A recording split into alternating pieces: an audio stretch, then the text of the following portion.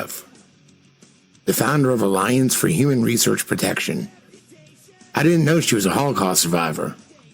I was a small child, 3.5 years old, when my family was chased out of our home in Romania, and we were herded into a concentration camp. My father soon died of typhus. And my mother and I were left in a camp that was not a death camp. There were many other kinds of camps, essentially where people were left to starve. But with always the fear of being sent to one of the death camps. That was always in the horizon. I was in the camp for about 2 years, and at that point they were supposed to essentially liquidate it, as they were going to do with all the camps, and just annihilate everyone. There was a deal made by which orphan children were allowed to be sent out of the camp if they had someone to sign for them.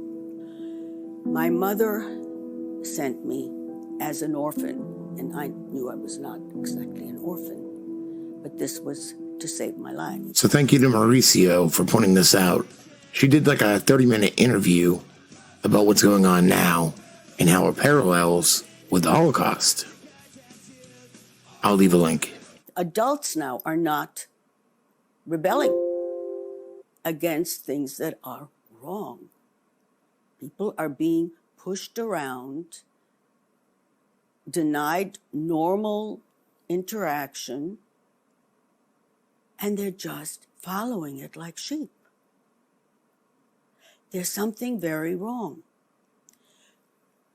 Part of what's wrong is the idea of just following authority without considering, what if they're wrong? What if it's not in my best interest? Why? This is very dangerous that we have so many people, good people, people who think that they're doing the right thing community-wise, but they might be devastating both the community, the economy, of course, has been destroyed, and their health as well. Just following without questioning. It's a very, very dangerous thing to do, to follow. That's what happened in Germany, essentially. All Germans were not evil, but most of them, the vast majority, simply went along.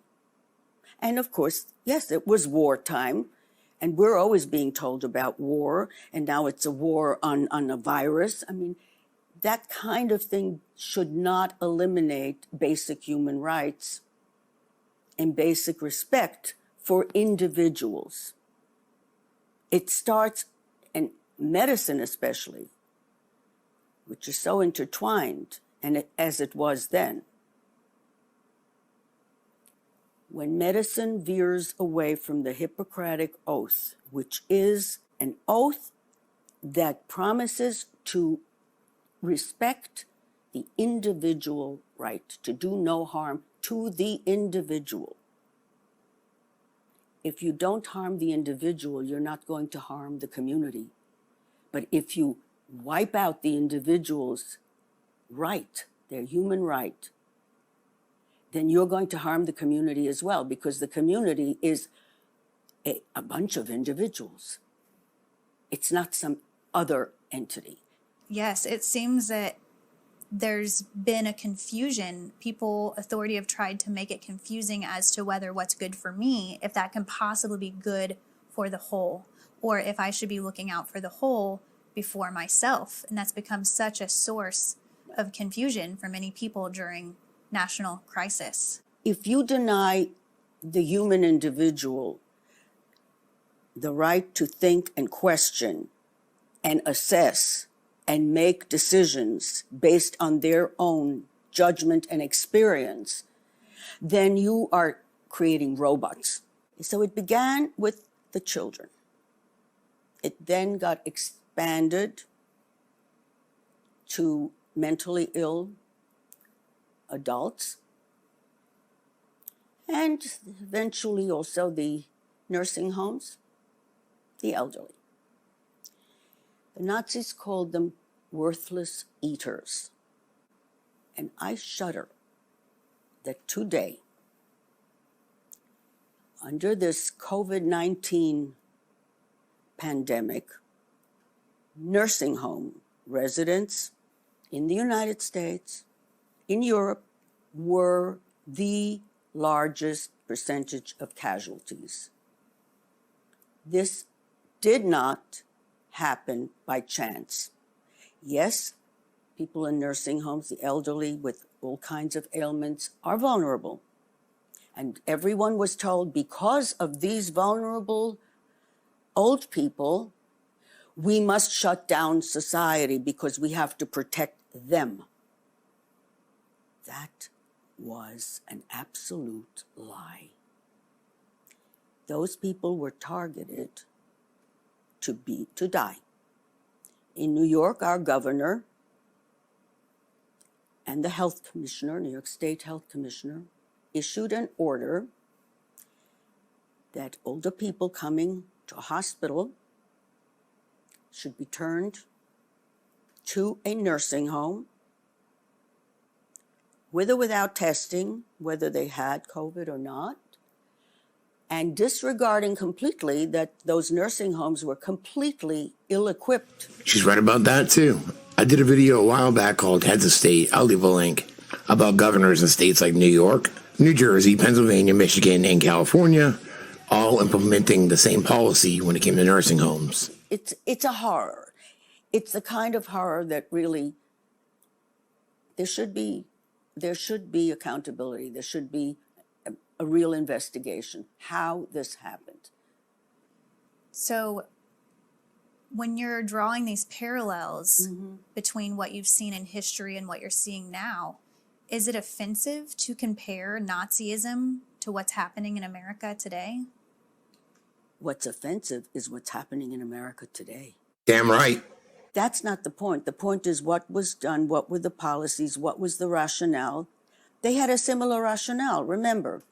They wanted to get rid of what they called worthless eaters, okay? Their economy was very bad at the time. This was wartime. Everything was going for the war, and civilians didn't have enough to eat as well. I mean, there were shortages and all that. So this was their way of dealing for the folk, forget the individual. What I'm suggesting is that when you eliminate the sanctity of the individual person, you are crossing that line. You're no better. But now is the time to do what you're told. Under the Nazi regime, and the same thing happened under the Soviet regime and under the Chinese regime, you have a dictatorship that is running the society with fear. Constant fear. Sound familiar? Because it does to me. Public health is government. And that was what happened in Nazi Germany. All of medicine wound up being public health. Once you have medicine in partnership with government, there is no individual care. There's the Hippocratic oath goes out the window. And since you have government behind you, the doctor's not responsible for their actions. They're working together with the state. And since my video, A Big Lyrus, was deleted off my main channel pretty quickly, I want to use this segment again because I think it goes with it. A big lie is a propaganda technique. The expression was coined by Adolf Hitler when he dictated his 1925 book, Mein Kampf, about the use of a lie so, quote, colossal that no one would believe that someone, quote, could have the impudence to distort the truth so infamously. All this was inspired by the principle, which is quite true within itself, that in the big lie, there is always a certain force of credibility, because the broad masses of a nation are always more easily corrupted in the deeper strata of their emotional nature than consciously or voluntarily.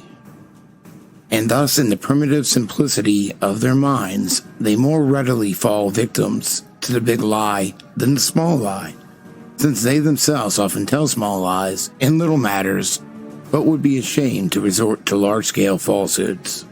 It would never come into their heads to fabricate colossal untruths, and they would not believe that others could have the impudence to distort the truth so infamously. Even though the facts, which prove this to be so, may be brought clearly to their minds, they will still doubt and waver and will continue to think that there may be some other explanation. For the grossly impudent lie always leaves traces behind it, even after it has been nailed down, a fact which is known to all expert liars in this world, and to all who conspire together in the art of lying. Goebbels' use of the expression, if you tell a lie big enough and keep repeating it, people will eventually come to believe it. The lie can be maintained only for such time as the state can shield the people from the political, economic, and/or military consequences of the lie. It thus becomes vitally important for the state to use all of its powers to repress dissent, for the truth is a mortal enemy of the lie. And thus, by extension, the truth is the greatest enemy of the state. Bill Gates said on camera recently, since he invested in 7 factories for a vaccine that's not yet developed, so he was asked, well, isn't that a lot of waste of money? And he said, what's a few $1 billion when we're talking trillions?